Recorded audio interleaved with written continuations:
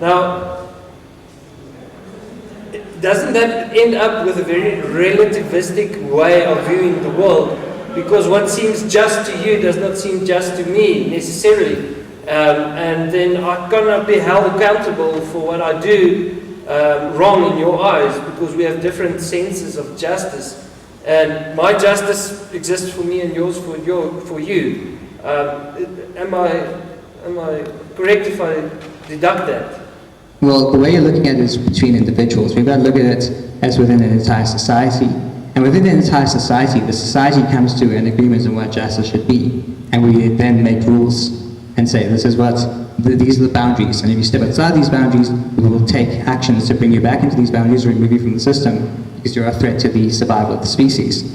And that's the way we work. But as far as the relativism goes, it actually is valid. If you look, for example, we are appalled by the idea of child labor, but the Chinese, for example, are not. And so we have different ideas of value and different ideas of justice.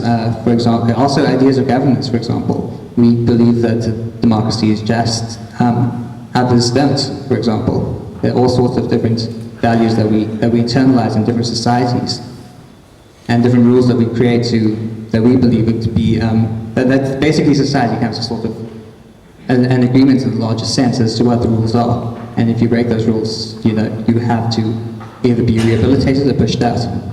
But technically, you're not wrong. You just don't agree with all the others.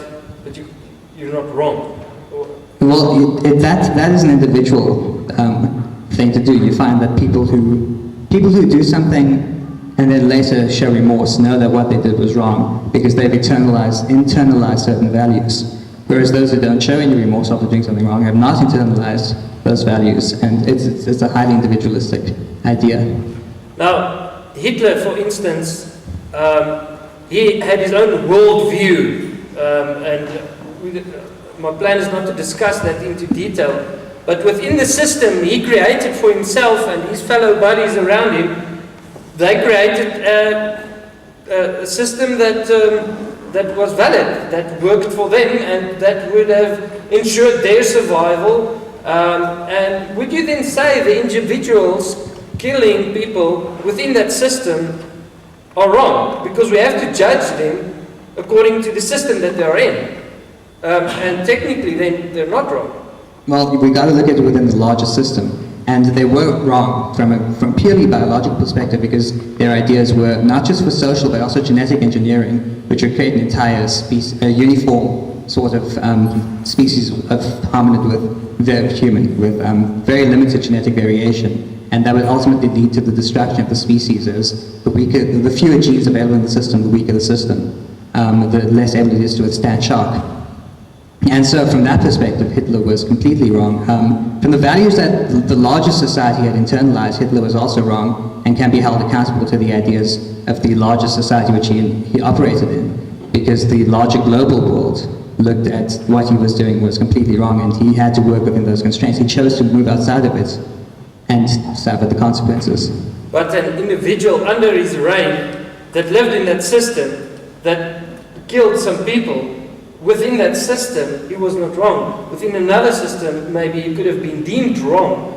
But now, that's just a theory. Is wrong is very relative, depending on what system you ascribe to. Now, obviously, the other people didn't want them to be there, as according to your theory, because eventually the genetic pool would become weak and men would die. But they thought, this will cause our survival. This is right for that reason, because this will make sure that we survive as our unique group. So they were justified in that sense. Well, if you do actually look at the outcome of the Nuremberg trials and so on, many of the people who claimed that they were acting under orders were never actually members of the Nazi Party and so on, actually did get away with their atrocities because it was accepted that the ideas that they worked with was relative. If you look at TRC in South Africa, on both sides of in both the ANC and the apartheid regime, both sides were given amnesty. Individuals working within the systems were given amnesty because they were working within those constraints.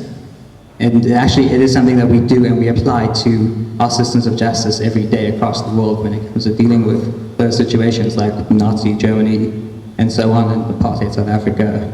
We'll probably see the same sort of revisionism happening post-Mugabe Zimbabwe.